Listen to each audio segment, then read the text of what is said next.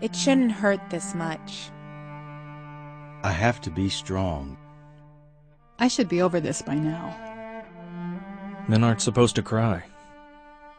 It's so easy to get caught up in the myths about grief, but focusing on them actually distracts us from the natural healing process that follows any kind of loss.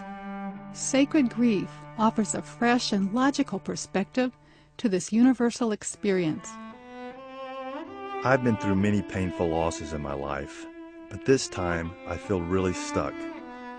I'm almost 50 years old and I can't stop feeling anxious and unsure about the future. On top of my recent job loss, my aging father's health is failing. Some days it's just too much. In her groundbreaking book, Sacred Grief, Leslie Tessman explores mankind's unconscious propensity for suffering and the impact that suppressed grief has on our personal development. Leslie poses grief as a relationship we can create rather than a process to survive. The book also looks at what's possible when we work with rather than resist our grief. Since we have the capacity to observe our thoughts and inner dialogue, we also have choices when it comes to grief. Resist it, indulge it, or honor it and let the process unfold. But in the Western world, we're not very friendly with grief, and we sometimes stifle its expression before the process can do what nature designed it to do: help us heal and move forward with our lives. Sacred grief was an invitation to see and interact with grief as a friend. The result has been a shift from fear and judgment to openness and curiosity. It has transformed every moment of my life since then. Life is easy if I choose.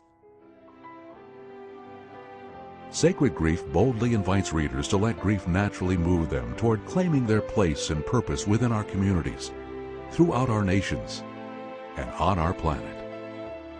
After reading Sacred Grief, I discovered that grief can be a sacred gift, and I was inspired to write a book about losing my adoptive parents and my journey to seek out my birth family. Maybe sharing my story with others who are going through something similar will comfort and help them find the sacredness in their grief.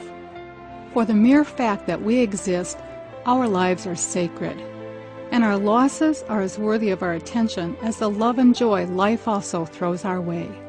We can relate to it all as sacred, or we can choose which experience we hold dearest. The choice we make, conscious or unconscious, provides access to peace or suffering.